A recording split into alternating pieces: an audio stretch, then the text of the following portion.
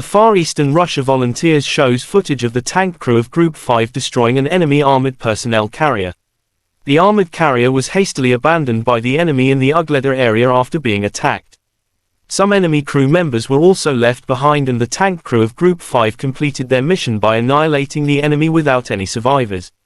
The video was released on May 4.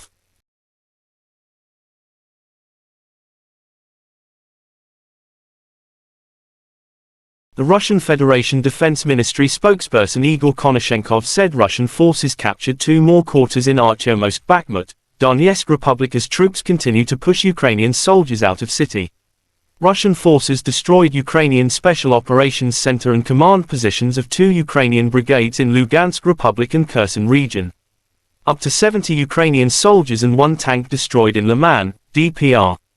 Up to 255 Ukrainian troops destroyed in DPR. In total, Ukraine lost 416 jet fighters and 230 helicopters, 3,949 unmanned aerial vehicles, 421 air defense missile systems, 8,967 tanks and other armored combat vehicles, also 1,095 combat vehicles equipped with MLRS, 4,728 field artillery cannons and mortars, as well as 9,949 units of special military equipment have been destroyed during the special military operation. The other side from Kiev, the armed forces of Ukraine claimed that Russia lost 650 soldiers in the last 24 hours. Russia also lost 5 tanks, 17 armored vehicles, 16 artillery systems, and 18 drones. In total, Russia lost 192,590 soldiers since the beginning of the conflict. Ukrainian President Volodymyr Zelensky paid a visit to several European countries to seek support in order to repel Russian invaders. Zelensky visited to Sweden and the Netherlands.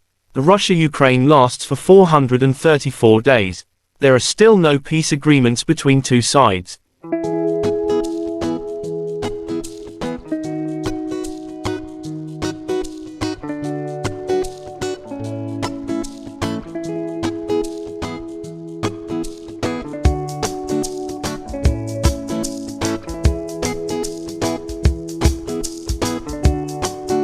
Terima kasih sudah nonton, jangan lupa like, subscribe, dan share ya!